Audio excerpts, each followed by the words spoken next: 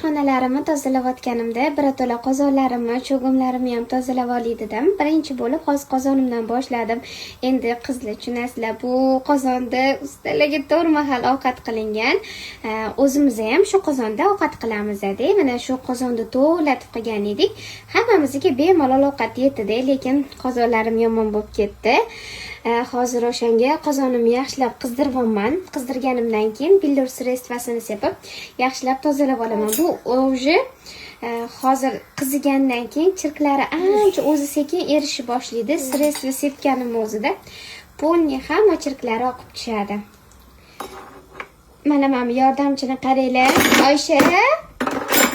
Unaqa qo'ymaydi-ku, qizim. Mana karis qizim bu, karis qizim. Azazgina qizigandan keyin sredstva sepib, yaxshilab ishqalab olaman, yaraqlaydi. Sassig'imni qaranglar, sassiqchanmi?